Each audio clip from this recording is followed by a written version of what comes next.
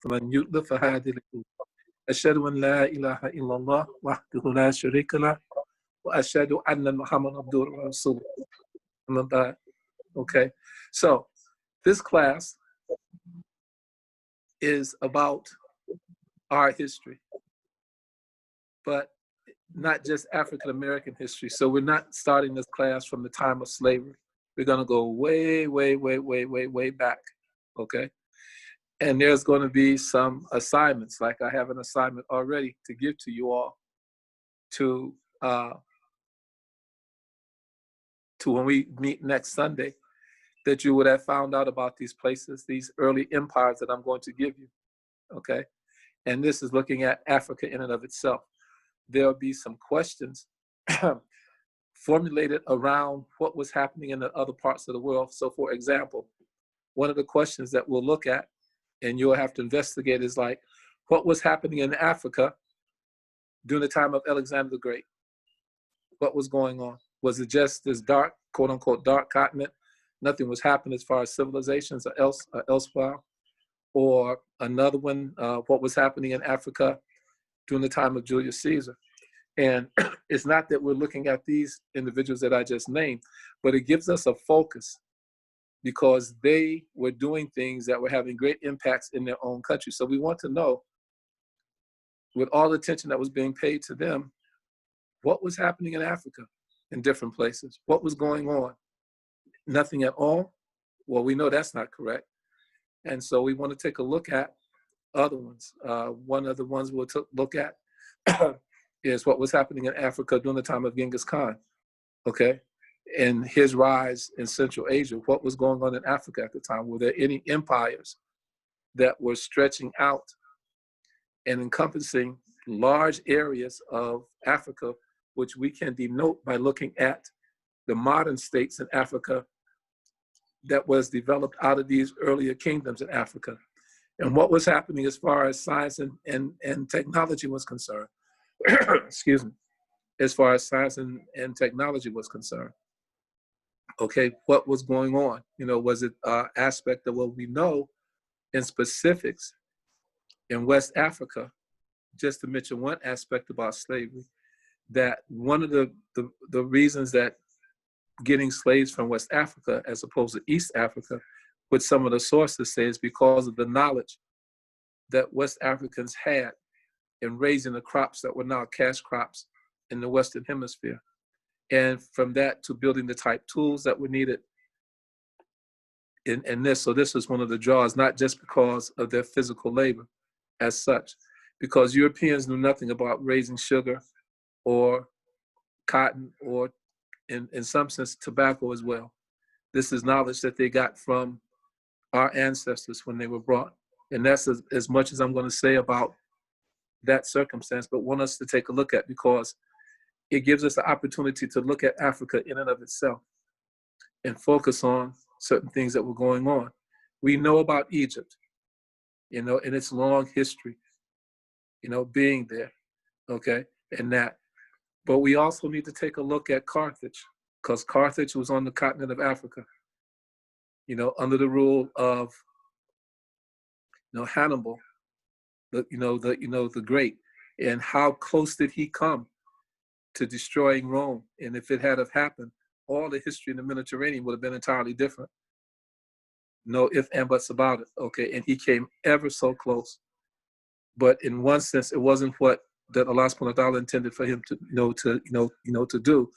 But we know, for example, the worst defeat ever inflicted on a Roman army at any point in time took place at a place called Lake Cannae, Cannae, and was Roman troops against Hannibal.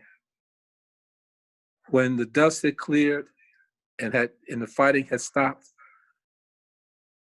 Hannibal, who was outnumbered basically 4-1, his army had killed over 40,000 Roman soldiers. And that sounds like a lot in one battle, but that's actually from Roman chroniclers. They talk about, you know, some 40,000 Roman soldiers died, falling into the trap that Hannibal had set for them. So we want to take a look at things of this nature. Like I said, you know, we've heard about Timbuktu and the great learning there, but what was it that they were really doing in terms of learning that Europeans decided that it was necessary, especially with royalty, to send their young princes and stuff to Timbuktu to be taught and to learn, okay? And because for the longest time, remember, Timbuktu was considered by many historians to be a fabled city, meaning that it didn't really exist. No such place as Timbuktu. It was only within historical time, within the last century or so, that, you know, people began to realize, whoa, Timbuktu wasn't a fable. It wasn't a thought of the imagination. It was a city that really existed, and it was a great center of learning. So we want to take a look at this in circumstances. So let me give you your assignments before we go on. Hope everybody has a pencil, something to write with, okay? You can work as teams. I would, that would be great. You want to, divide them and work as teams, or, in terms of that, fine. So the first kingdom, African kingdom, there's 9 that we're going to look at, but the first African kingdom that we're going to look at is spelled capital A, K, S-U, M-I-T-E, Aksumite, the Aksumite Empire. Okay? Everybody got it? Am I going too fast? They can unmute. Okay. Yeah, you're gonna have to spell that again. Okay. Capital A, K as in kite, S as in Sam, U as in underline, M as in Michael, I as in international, T as in Tom, E as in Edward. Empire. I don't have it. Do that. Okay. The next one, Kingdom of Ghana.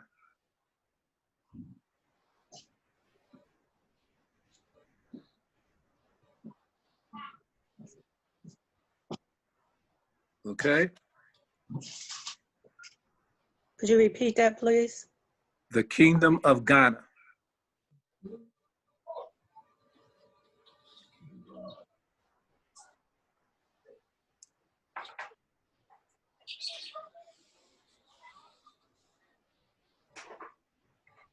Okay.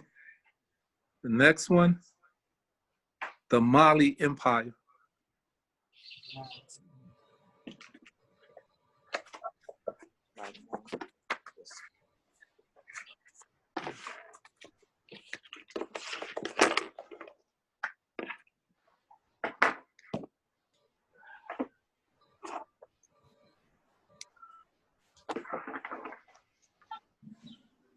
Okay. The next one, Songhai. S-O-N-G-H-A-I.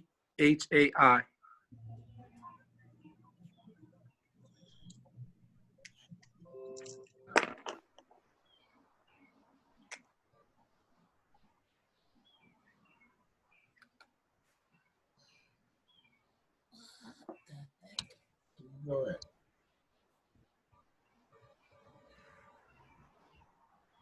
Oh, God.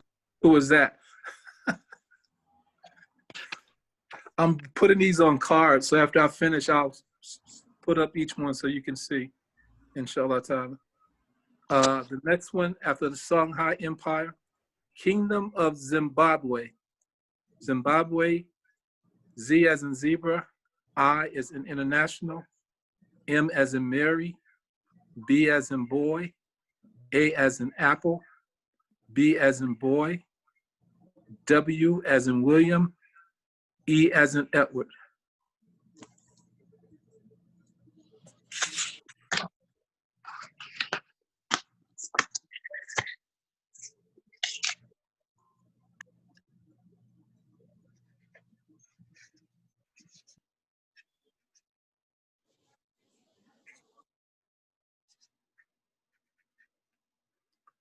Zimbabwe.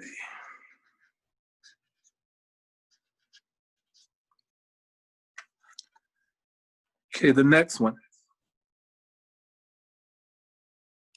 Kingdom of Mutapa.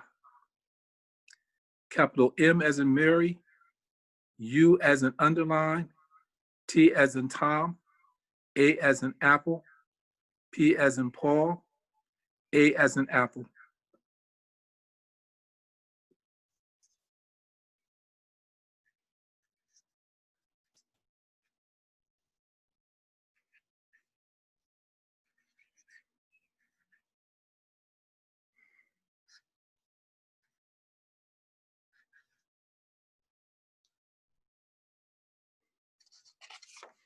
Okay, the next one, just to be number 7, Ethiopian Empire. Ethiopian Empire. Capital E, T as in Tom, H as in Henry, I as international, O as in Oscar, P as in Paul, I as in international, A as in apple, N as in Nancy.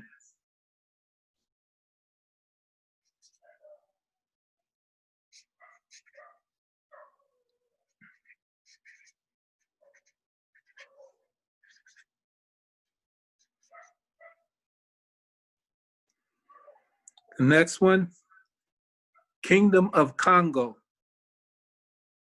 Kingdom of Congo. And in this particular instance, Congo is not spelled with a C. It's with an uppercase K. So it's K as in kite, O as in Oscar, N as in Nancy, G as in George, O as in Oscar.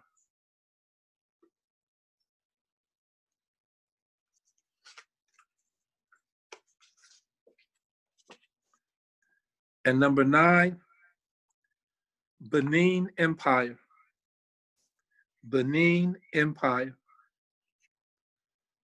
Capital B as in boy, E as in Edward, N as in Nancy, I as in international, N as in Nancy, Empire.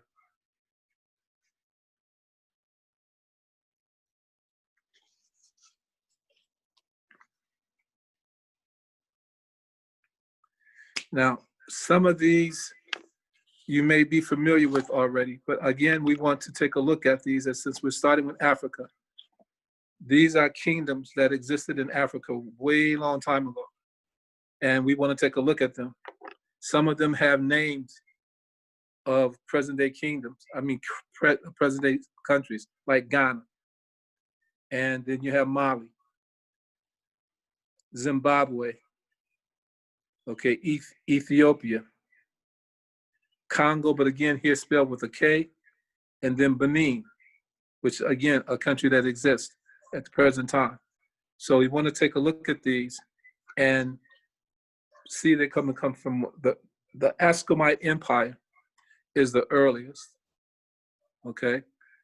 And you're going to see during the time of looking at these that they supersede each other in many cases. For example, as the Mali Empire is falling apart, the Songhai Empire is on the rise. They're on the rise. And this happens many times. And the amount of territory that they cover, these were not small empires by any stretch of the imagination. When you look at these, and you're going to find out that they are, if you look in terms of the countries that present day exist, that were incorporated into them, these were huge empires. They covered a considerable amount of territory, okay? And so and this is before the establishment, long before the establishment of the Zulu Empire in South Africa. You look at the Kingdom of Zimbabwe, this existed there before Shaka Zulu ever came about. Okay, and we want to take a look at it. What were they doing in terms of trade, so forth, and science, technology? How were they being looked at by other countries, around and across the time? We'll find out, for example, that in Carthage, which is present day all in North Africa, Carthage fought Rome for control of the world, of the Mediterranean, not the world, but of the Mediterranean, which was a significant thing, and they came close, like I said, extremely close to winning, but they didn't. But nonetheless, Carthage Rome was doing everything it could to make sure that Carthage was defeated, and ultimately Carthage was. But during the time that Carthage was at its height, it was the problem that Rome had as far as controlling the Mediterranean, okay, in terms of that. So these are the countries that we're going to look at. And does anybody have any questions right now?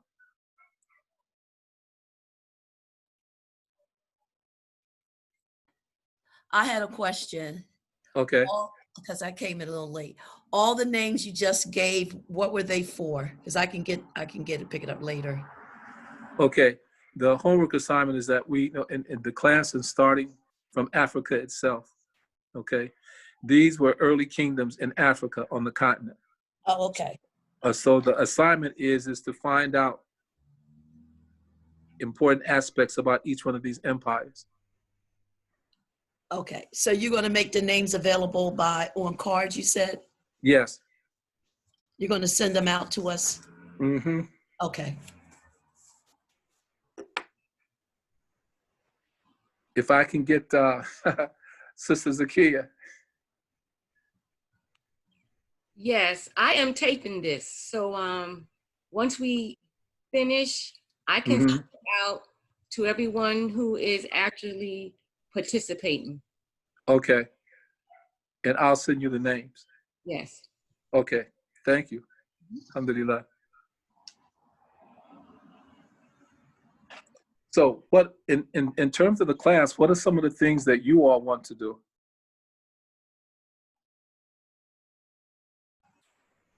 Because I want this to be very interactive, not just me commanding the conversation. So what are some of the things that you hope to accomplish in the class? What are some of the activities that you would like to do that you think we should do?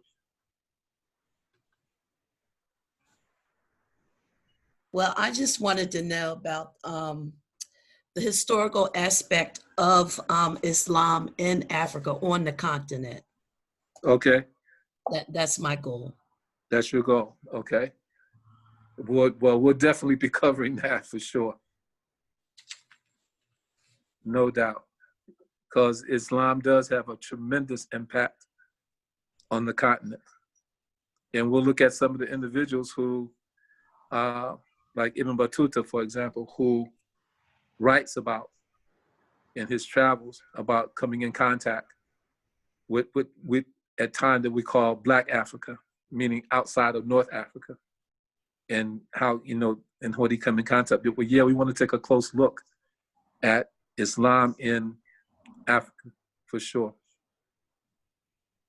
because some of the aspects of it is good and some of it is not, in terms of the people who are being responsible or who are, quote unquote, in their zealousness, are spreading Islam as such. And so we want to take a real close look at that and learn about it. So that's one that we have, Islam in Africa, okay, the spread. Anyone else? Yes, I do. Yes. Okay, Sahid. Maybe we could set a portion of our class to deal with current events in relation to what's going on in Africa and Islam. Oh, okay. In Events, terms of current events. yeah, the current events dealing with the COVID-19 and also the Right. racism. Yeah, I mean, that's an important one. So we can do that as well.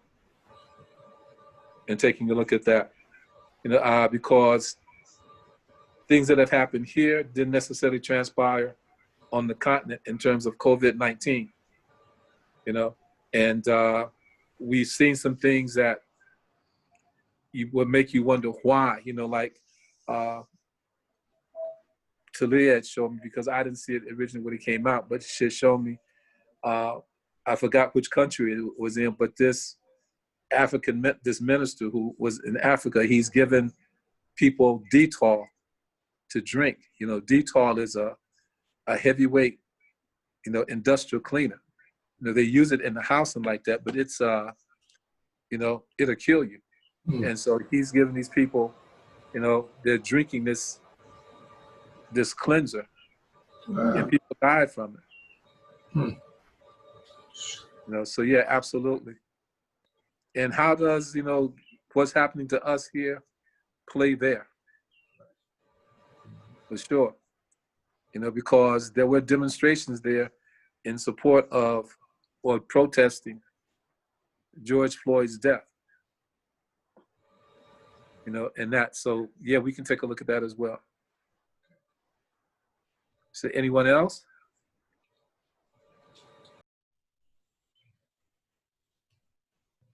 We got to be some more people with ideas.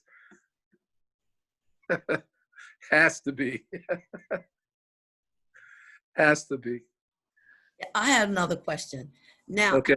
how far back are we going to go? Because, historically, the earliest remains that they found of humans came from out of Africa. And then, they show how they migrated across the continent into other continents. So how far back are we going? As far as we possibly can. Okay.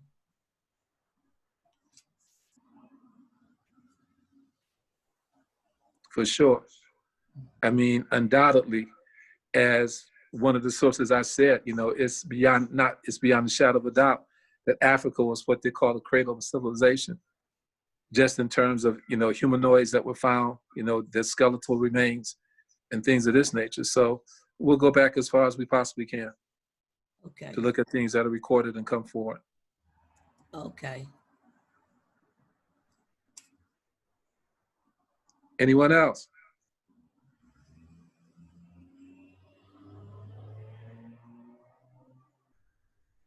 Silence?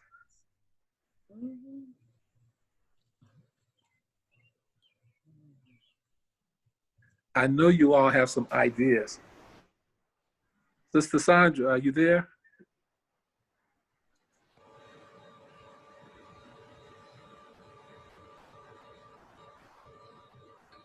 Come on, ideas for what we can cover. This is not my class, it's our class. Hey man, you can't hear me. I'm sorry. I was talking, you didn't hear me.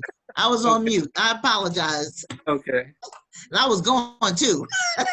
Sorry. I was looking at how the kingdoms overlapped.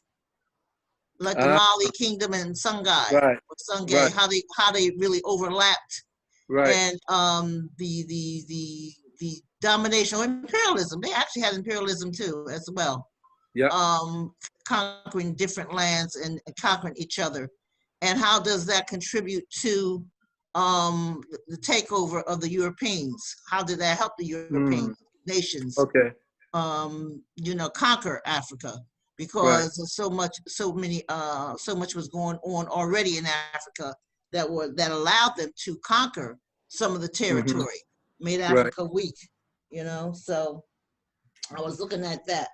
And also some of the names they may not find when they look for them, the way it's spelled, because sometimes they spell them a little different. Right. Like Mutapar doesn't have an R on it. When I looked it up, it has an A is the last letter. And the Aksumite Empire might be just Aksum sometimes. Right. And Right. some guy and is what I'm going to send to Sister Zakia is several different ways for each one of them, the way that they're spelled. Yeah. Because sometimes you just see AXUM or AXIUM. And, so I don't want people to be confused if that's what they find, to not Okay. think that, that Yeah, it's the same.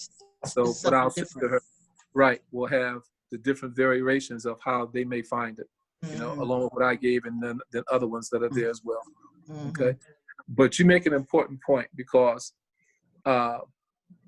one of the individuals that we're going to look at is the person who establishes the Songhay dynasty, and that, and and how he goes about doing it, and who he sees, and who is it that he learns from in terms of this imperialistic expansion.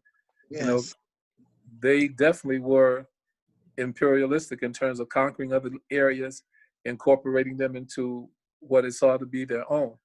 Okay, and this is becomes something we have to pay very close attention to. And like you said, how does it set up to allow for the imperialistic colonial domination of Africa that takes place, because it happened all over the continent.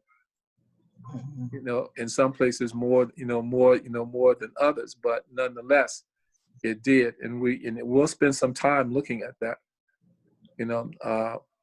Because Africa, one of the things that you find is, even then, just like now, European nations were looking at Africa in terms of its natural resources. Mhm.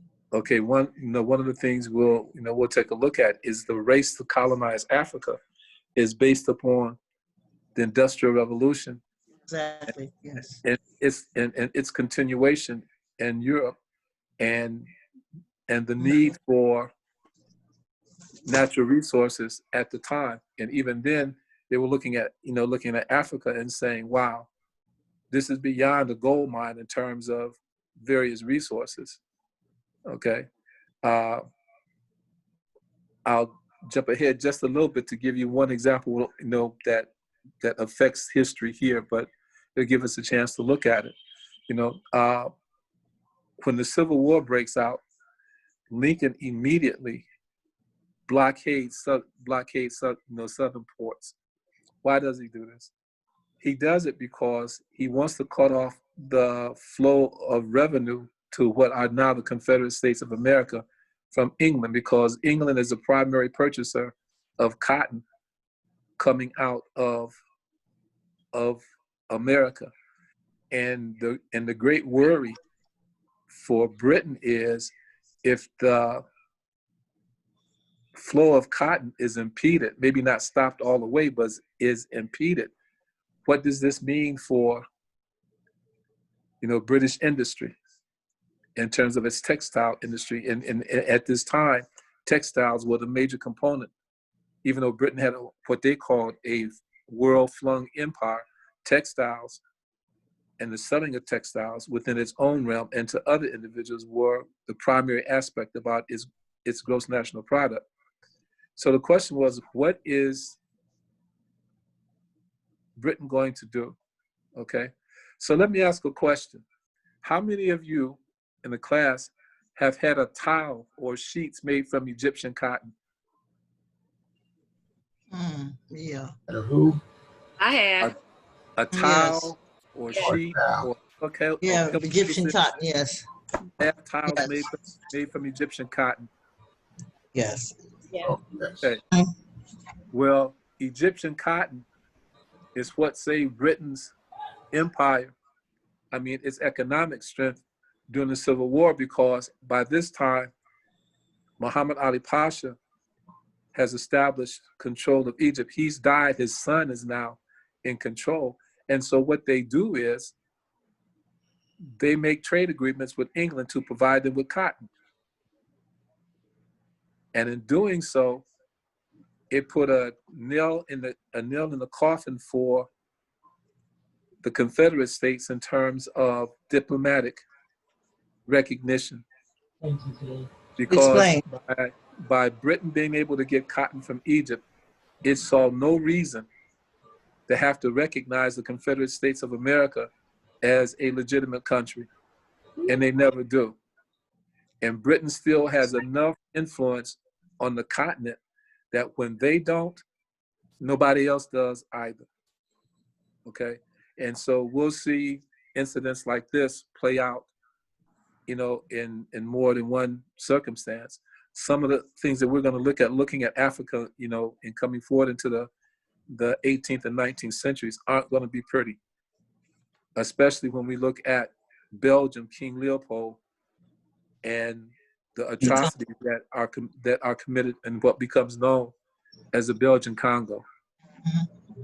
But again, we want to take a look at and be very objective in looking at what circumstances on the ground allowed that to happen. You know, and so could it have been different other than it was? You know, King Leopold, there's a book, hopefully we'll read it together. It's simply called King Leopold's Ghost. And it talks about the devastation that takes place in the Congo during the time that Belgium has control of it. You know, it was beyond horrific in terms of the things that were done to the indigenous population, of the Congo. And so these are yes, so we'll definitely take a look at that. Thank you, Sister Sandra. Anyone else? Oh, that wasn't me. Okay. Yes. That wasn't my question. I think that was Andreas. Okay. Okay. Okay. Later on, as we have our discussions, further discussions, and we get closer, well, not necessarily though. I like to eventually compare and contrast European imperialism and African imperialism. Okay. The great empires, how they imperialized. You want to elaborate on that a little bit? So okay, what I'm looking at is the European had a different form of imperialism when they came out of Europe with the religion and the inferiority, being superior, where people had to give up their language to speak their language, take on their customs. They saw themselves. I'm talking about modern imperialism. Right. Modern European imperialism. And so it's a great contrast to other continents or other countries' form of imperialism, where they just took land. Of course, they always made slaves or servants out of people. That was back in the day. 3/4 of the world's population were serfs or slaves, one or the other, servants anyway. Right. But it's just a big difference to me when you teach, when you look at European imperialism, how they handle Africa and other places, than when you look at African imperialism or even Asian imperialism, because the Asians imperialize as well, the taking of land and resources. But the people had a different experience under these forms of imperialism. The experiences was different. Right. Okay. So as we get closer to, more modern times, right? Because this is where, to me, our problems are based. Our problems come from. Okay. Basically, We can even do some earlier examples. I mean, of these nations that we're looking at, these empires, we can compare them to empires elsewhere that existed during the time that they were there. For example, the Mayans. Okay. We've heard about Machu Picchu. We've heard about, the great Mayan civilization and like that. But what happened to it? What led up to its demise? Because they were imperialistic, in terms of conquering other people and incorporating them into what was considered to be the Mayan Empire. The movie Apocalypto, in showing circumstance, was absolutely correct. Okay. All right. In doing so, if we look on the continental U.S., the Aztec Empire, the Aztecs as a tribe were very few in number, but they conquered any number of other Indian tribes and incorporated them into what was known as the Aztec Empire. In South America, it was the Incas. Same thing. The Incas conquered and incorporated other people into into its empire. So we see this as a common thread, but we can take a comparative view and look at the same time period. So Yes. was there such a thing as African imperialism? We look at the establishment of Mali and Songhai. Was this an imperialistic, venture to do so, or was there something else pushing the establishment of these kingdoms? And that's why we want to take a look at them. Okay, undoubtedly, by the time the 19th century comes, as European writers have talked about, Africa was, ripe to be plucked, for lack of a better expression. And so we do need, to take a look at that. What circumstances were there? What happened? In terms of the continent itself that led to the imperialization that took place.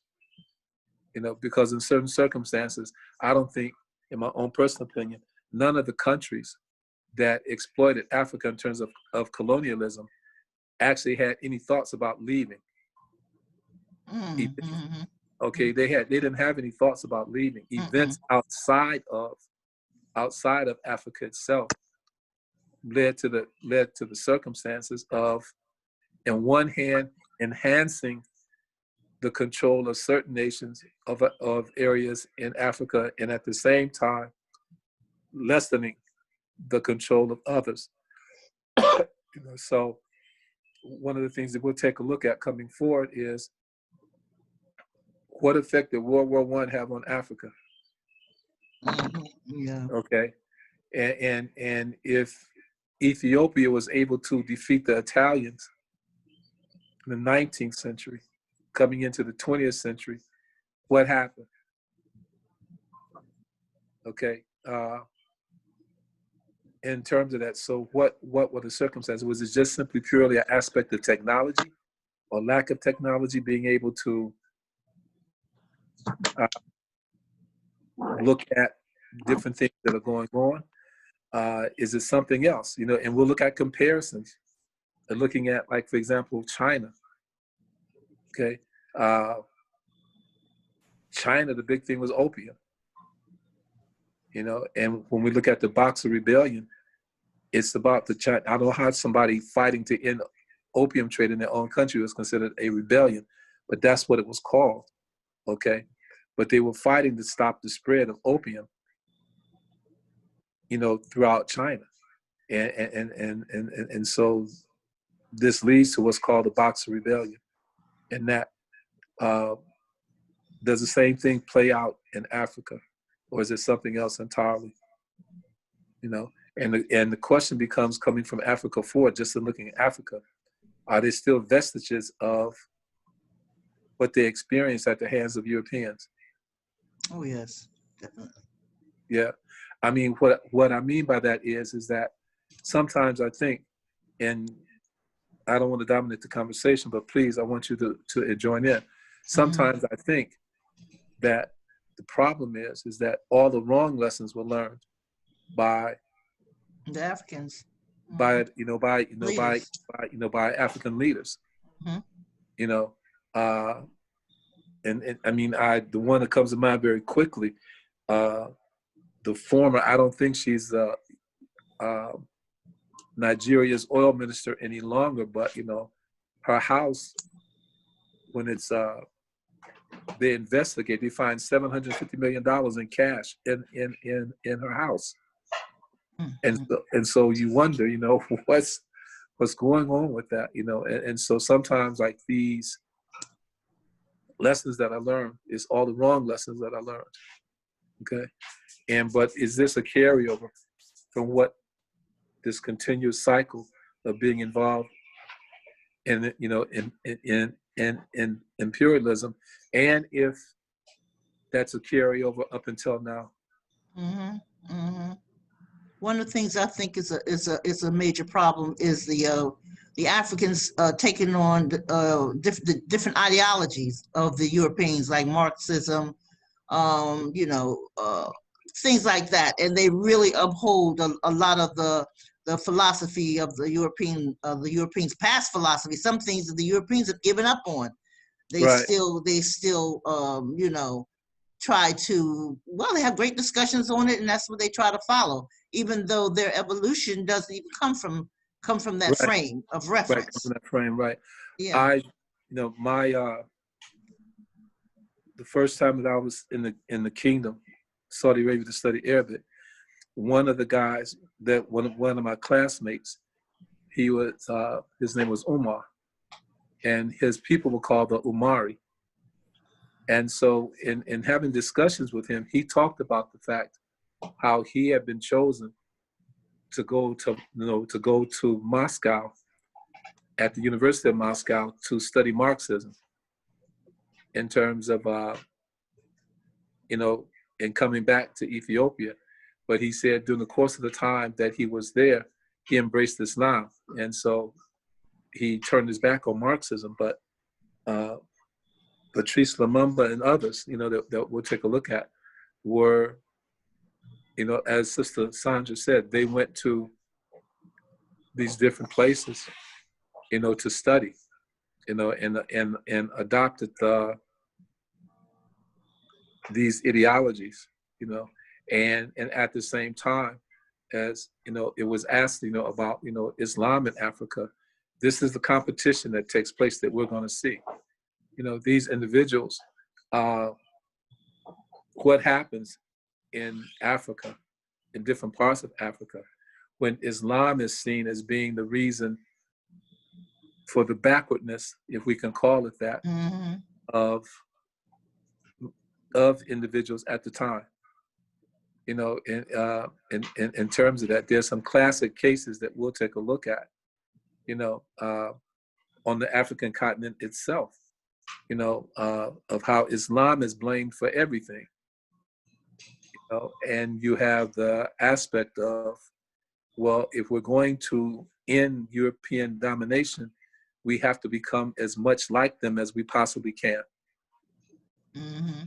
In very, you know, in different, you know, different circumstances and ways. And so, yeah, we'll take a look at that, because this becomes a very competitive circumstance between these other ideologies and Islam itself. Mm-hmm. Mm-hmm. Good. Yeah. I mean, like one example I could give you is that, as an example, to show you what we'll take a look at. There's, he's not alive anymore, but an Egyptian, Yeah. by the name of Ihsan Abdul Qudus. Ihsan Abdul Qudus. And he had I mean, you look at that name, you know, and as some people said, you couldn't have a name that had more of an Islamic bearing to it. You know, Ihsan Abdul Qudus, okay?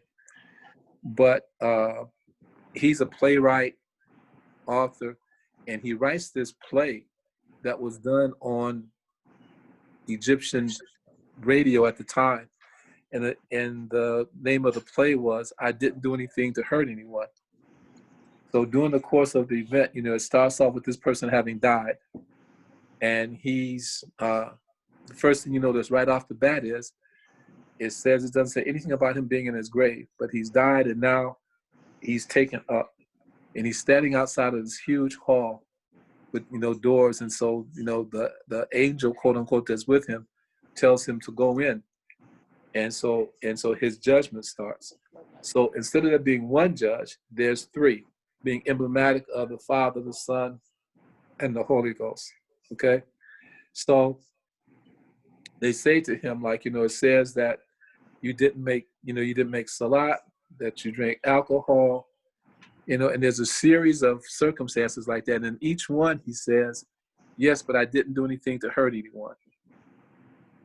Okay? And so the final one is that you didn't fast and you had relations with women that you weren't married to. And again, he says, I didn't do anything to hurt anyone. And so they sent him, the three judges sent him back outside. And when they called him back in, they tell him that he's been given, they've judged to grant him paradise, because even though he did the things that he did, he never did anything to hurt anybody. And so so when you look at the very things that Ihsan Abdul Qudus mentions in this play, you know, he's charged with drinking alcohol, not praying, not fasting, okay, illicit sexual relations, the most grievous circumstances in Islam. But these three judges, quote unquote, grant him paradise because he never did anything to hurt anybody. So we'll take a strong look at things of this nature, inshallah ta'ala. Okay. Anything or anyone else? I'm looking for ideas. You can have people to present different teams present different empires. Yep, that's what I would.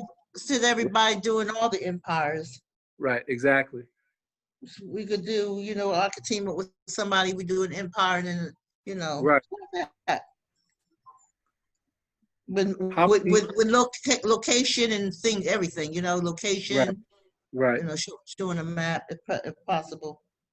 So, following Sister Sandra's idea, how many of you like that idea of teaming up with someone? You take an empire instead of all of them, choose an empire and investigate it, working as a team.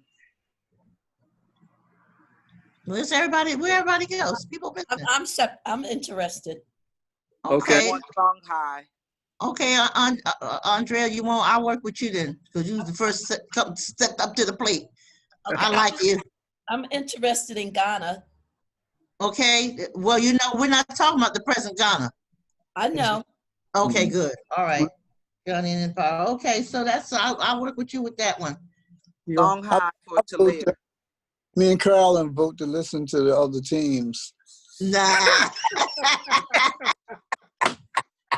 What did you say? I know. You gotta do some work in this class. Hey. Okay. Talia says she wants to work on Songhai, the Songhai Empire. Okay, she has one.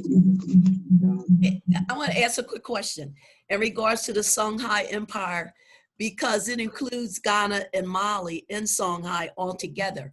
So can we separate Ghana from the Songhai Empire? Well, They weren't there at the same time though. No, they weren't. They weren't there at the same time. No, they weren't there at the same time. Okay. So ours is going to be separate.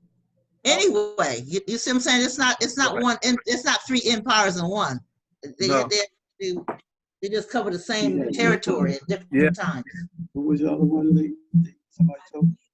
We couldn't.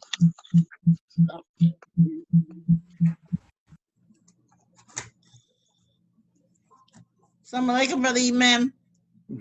Vicky. Walaikum salam. I see y'all. How you doing? Good, alhamdulillah. You got your things on. Which one? They were born. So which one you want?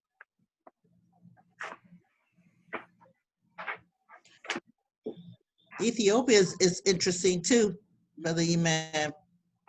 It's Mhm. never been conquered. Ethiopia was the only place that's and one more. What was the other one, brother Saif?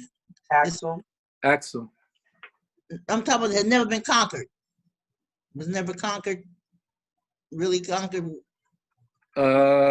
Ethiopia, and this was one more. I have to search it out. I'm at a loss right now.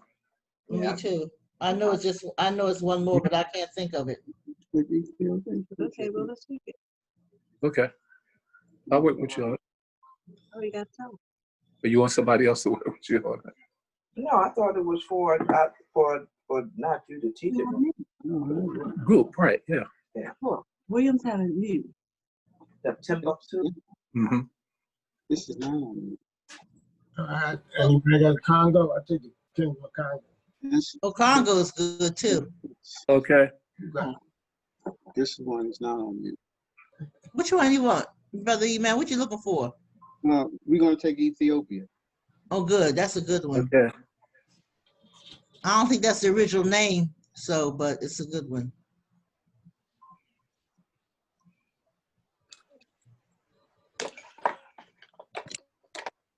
okay, what's left then? We have the Mali Empire. I'll take the Mali. Okay. Well, yeah, Tawhid, if you're interested in Timbuktu, did you say you was interested in Timbuktu? Timbuktu is in Mali, a part of Mali. Yeah, well, Mhm. I would not do Mali. Yeah. So you'll get what you want, yeah. Thank you, sister. You're welcome, my brother.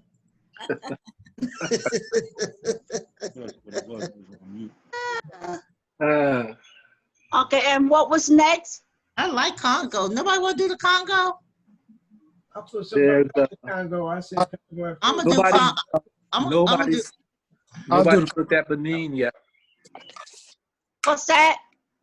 Benin. Steve, man, take anything. Assalamu alaikum. Wa alaikum salam. Islam. It's Harold. I'll do Congo. Okay. Okay, that is interesting. Who's that? You got Mali.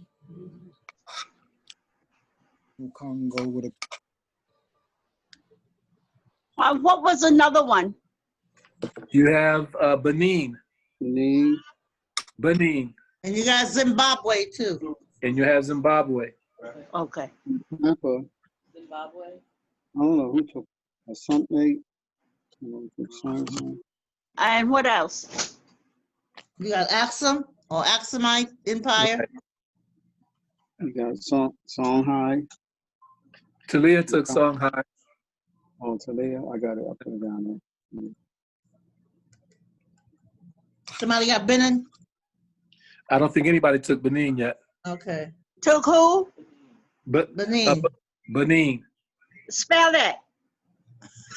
Capital B as in boy, E as in Edward, N as in Nancy, I as in international, N as in Nancy.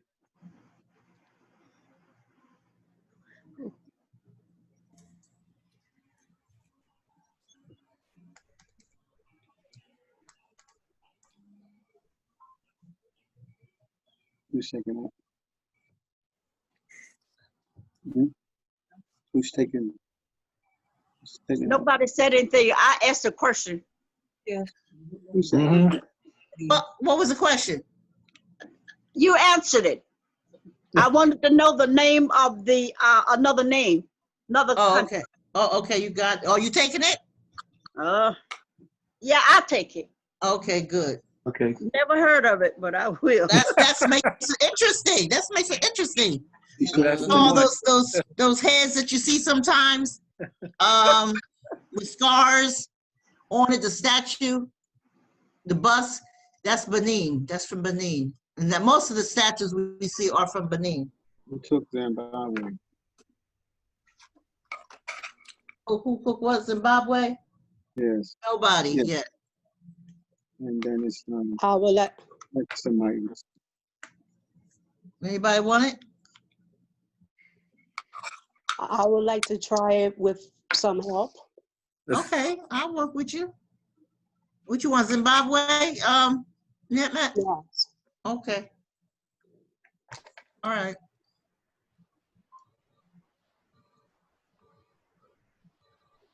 That covers all of them? No. Except Mutapa. Except Mutapa, right. Mm-hmm. It's yeah, that's interesting. I'm looking at a little bit of it. It's interesting.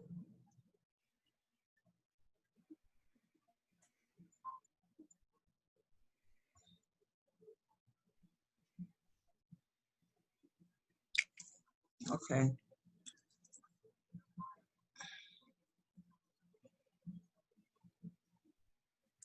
Oh, one of the other things that we're going to look at in dealing with Africa, we're going to pay some attention to Egypt, but in terms of the people of Cush, the Cushites, okay, from, you know, that come up from the up and what, you know, because the Nile is switched around, you know, up is down, down is up, you know, but they conquered Egypt, the Piccaninny the Great, you know, and so these were Africans as well, you know, so we want to take a look at in time, you know, make sure we pay close attention to the Cushites, you know, because they were very powerful as well, and they controlled Egypt for a long period of time, as well as, you know, the area that is currently Sudan. How about the Nubians? Yep, as well, the Nubians, yeah. I would like to know, you know, for us to go into how, when Egypt became, well, Roman and Greek. You know, because, you know, they really want to take Egypt's history away from the continent of Africa. Right. It's even in history books as being in the Middle East. Yeah, it's not. Yeah, so we really need to address that, because it's really stolen history. I'll take that and take a look at it, because one of the things that you see very readily is that Egypt, because of the Nile, has always been fertile, you know, and so for Rome, and even before Rome with Alexander the Great, the aspect about Egypt is that if you controlled Egypt, you controlled the breadbasket of the world as they knew it. Okay. And so they became embroiled in certain circumstances, like, you know, Alexander, when he dies, he doesn't leave a designated person to take his place as emperor, because he had no sons. Okay, so the families, the generals who had been with him from his earliest time, basically they split up his empire, and the general by the name of Ptolemy, even though it's spelled with a P, Ptolemy, becomes, he gets Egypt and the surrounding areas that, you know, this Egypt is part of his, you know, crown, you know, and, you know, the area that he rules. And he's the father of Cleopatra. Okay. And they're not as powerful as they once were, so they get caught up in, especially in the political things that are happening in, you know, in Rome. And so, well, yeah, we'll take a look at that, because it's very, very, very true what Sister Sandra pointed out, is that, you know, they wanted to make Egypt look like it was not even part of the continent of Africa. And it, you know, of course, we know it is part of the continent of Africa. Okay. But, you know, in looking at the establishment of Islam, and not only establishment of Islam, but the establishment of the Arabic language in Egypt, in the educational system, this is one of the other things that leads to Egypt being seen as not being part of Africa, but being part of, you know, the quote unquote Mideast. And it's the same thing for North Africa. You know, they talk about North Africa, meaning, you know, the states of Tunis, Libya, Algiers, and, you know, and Tunis. And even though they say North Africa, they still try to portray these countries as not being really part of Africa itself. You know, and so there's a, you know, a dichotomy that exists there as to why. So yeah, we want to definitely take a look at that, for sure. Okay, it's 3:00. Is there anybody else that has a questions or anything?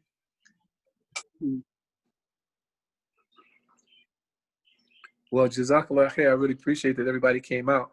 And so I doubt very seriously in an hour's time if we will do all of the. No, it'll take a while. It will take a while. So who wants to be first? No, let's do it. Andrea, you want to go first? You don't hear me saying anything. Ours is the one of the easier ones, though. It's not complex. What, Ghana? We are, babe. We are. We are. Out of order. Huh? Because doing it, I'll tell you when we get through. They come in alphabetical order, or do we have to go by? Oh, to go order. Why don't we just Okay. see what we have next week? How much information we be able to get next week? What do you mean information? I'll do Mutapa first. Okay. I'll just do Mutapa. Just starting Now, off. Mutapa is small. now, the thing to remember about when you're doing these, there's a question that we need to ask. What is Africa? Okay. What was the question? What? Say it again. No, the question that they ask that needs to be, the answer as we do this research, the overriding aspect about the class is to look at what is Africa, okay? And why is Africa what it is in terms of that, okay? These early empires give us some inclination and some ideas about that, okay? But we want to take a look at how Africa was looked at by people from the time in which they are, in which these kingdoms are there, and how did they look at themselves and talking about the aspect, what did it mean to be African at this time, okay? And what was Africa? How was Africa viewed and seen at this time? But when you're doing this research, and keep that in mind, okay? So in having the discussions and to give us some idea and looking at Africa, what it was then, what the transitions that it went through, and what it is now. Lay down. When Zakiya sends us all that information, Lay down. could you send those questions also? Yes. Those three I just talked about, absolutely. You said a whole lot. No, I said, the aspect of it is that to look at Africa, what is Africa? Mm-hmm. How was it seen at this time? Did these empires have any views outside of their immediate aspect about what Africa was, or was within the context of where they were seen as being Africa? Okay. Was there anywhere else that they talked about a view? So we'll be looking at, as we transition coming forward and going through, what was Africa then, as it transitioned to different periods, how did Africa change? And what is Africa now? So when I send a document to Sister Zakiya, I'll make sure that I include those questions.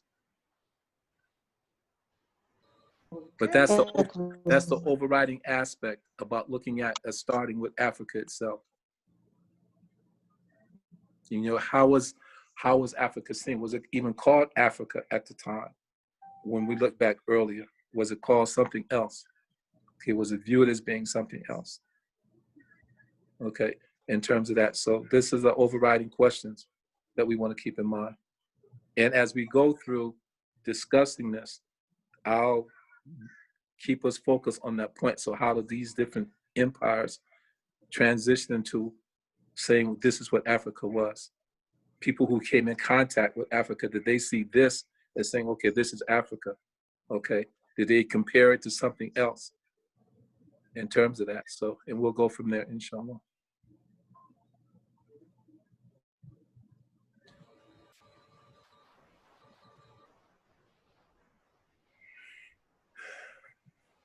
Any other questions? Well done. Okay. Jazakallah for everyone for coming out, quote unquote. Appreciate it. So I think we're gonna have a very good class, alhamdulillah. And it goes over time. So we'll cover a lot of information, but we'll go, it's not a rush by any stretch of the imagination, so we can be as thorough as we possibly can. Okay.